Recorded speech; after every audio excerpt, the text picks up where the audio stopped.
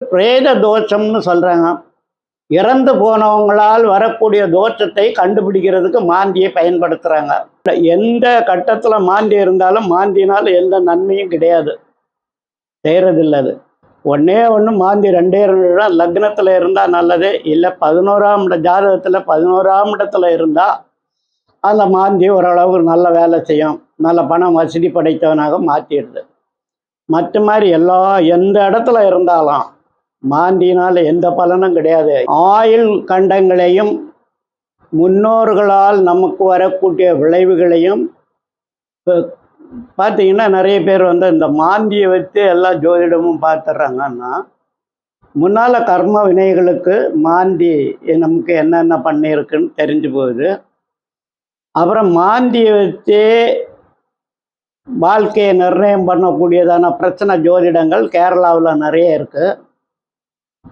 இந்த மாந்தியை வச்சு குடும்பத்தில் என்னென்ன தோஷம் இருக்குது, பிரேத தோஷம் இருக்கா, முன்னோர்களுடைய தோஷம் இருக்கா அப்படின்னா இதை வச்சு மாந்தியை வச்சு பார்த்து அதுக்கு பரிகாரம் பண்ணி வாழ்க்கையை மேம்படுத்துகிறாங்க. இந்த மாதிரி இருக்கிறவங்க, இந்த மாந்தியினுடைய தொல்லை இருக்கிறவங்க பெரும்பாலும் மாந்திக்குன்னு சில பரிகாரங்கள்லாம் செய்கிறாங்க. அந்த மாதிரி கோவில்களில் போய் பரிகாரங்கள் செய்கிறது ரொம்ப நல்லது. இங்கே திருவலங்காட்டில் பரிகாரம் பண்ணுறாங்க மாந்திக்கு. கேரளாவில் நிறைய இடங்களில் மாந்திக்குன்னு பரிகாரம் நிறைய செய்கிறாங்க. சில ஜோதிடர்களையும் அவங்களே மாந்திக்குன்னு பரிகாரம் பண்ணுறாங்க. அதுவர வாலாஜாப்பேட்டையில் இருக்கக்கூடிய தன்வந்திரி பீடத்தில் பரிகாரம் பண்ணுறாங்க. அதனால் மாந்தி ஜோதிடத்தில் எந்த இடத்துல இருக்குன்னு பார்த்து, தனியால் படைக்கப்பட்ட இந்த மாந்தி தனியனுடைய மகன், தனிக்கையோட பிள்ளைன்னு பேர். அவர் ராவணனுடைய மகனுக்காக வேண்டி படைக்கப்பட்டது. அதனால தான் ராவணன் இருக்கும்போதே தன்னுடைய மகன் இறந்து போனார். அதனால் அது மாந்தியினுடைய வேலை. அதனால் மாந்தியை பார்த்து இந்த குடும்ப சில இடங்களில் அப்பாவுக்கு முன்னாடியே இந்த பையன் போயிடுவான் அப்படின்னு கண்டுபிடிச்சிடலாம் அப்படின்றது ஜோதிடத்தில் ஒரு வழக்கம். மாந்தியை வச்சு பெரும்பாலான தீமைகளை தான் கண்டுபிடிக்க முடியுமே தவிர நன்மைகளை அவ்வளோவா கண்டறிவதில்லை. அதனால் பெரும்பாலும் தமிழ்நாட்டில் மாந்தியை ஜோதிடத்தில் சேர்த்துக்கிறதும் இல்லை. அதை வச்சு எந்த பலனும் யாரும் பார்க்குறதும் இல்லை.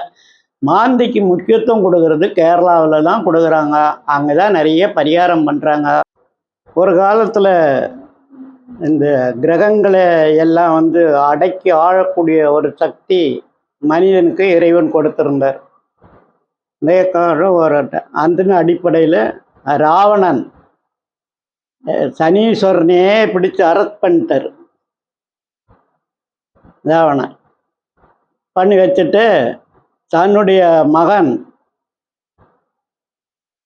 யாராலும் கொலை பண்ணக்கூடாது, எந்த காலத்துலேயும் சாகக்கூடாது, அதனால் எல்லா கிரகங்களையும் அடக்கி வச்சிட்றேன், சனீஸ்வரனையும் பிடிச்சி வச்சிட்றேன், சாகக்கூடாதுன்னு வரம் கொடுத்துட்றேன்ட்டு.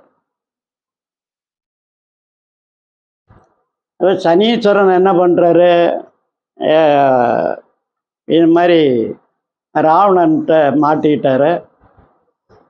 அந்த காலத்தில் அப்படி ஒரு கதை. ஒன்றும் பண்ண முடியாத நேரத்தில் தன்னுடைய உடம்புல ஒரு துள்ளி ரத்தத்தை எடுத்து, பிளட் எடுத்து அப்படி போடுறாரு. அது அந்த 12 கட்டங்களில் ஏதாவது ஒரு கட்டத்தில் போய் விழுந்துடுது, ஒரு இடத்துல போயிடுது. இந்த நவகிரகங்களை மாதிரி ஒரு கிரகத்தை அது உற்பத்தி பண்ணிடுது. அதான் மாந்தி, சனீஸ்வரனால் உற்பத்தி பண்ணப்பட்டது. இந்த மாந்தி எந்த இடத்துல விழுந்ததோ அதனால் அவருடைய ராவணனுடைய மகனுடைய ஆயுள் பாதிக்கக்கூடியதான இடத்துல விழுந்துடுது அப்படின்றது கதை. அப்படி ஆயுள் கண்டங்களையும் முன்னோர்களால் நமக்கு வரக்கூடிய விளைவுகளையும் பார்த்தீங்கன்னா, நிறைய பேர் இந்த மாந்தியை வச்சு எல்லா ஜோதிடமும் பார்த்துட்றாங்கன்னா, முன்னால் கர்ம வினைகளுக்கு மாந்தி நமக்கு என்னென்ன பண்ணியிருக்குன்னு தெரிஞ்சு போகுது. அப்புறம் மாந்தியை வச்சு வாழ்க்கையை நிர்ணயம் பண்ணக்கூடியதான பிரச்சனை ஜோதிடங்கள் கேரளாவில் நிறைய இருக்குது.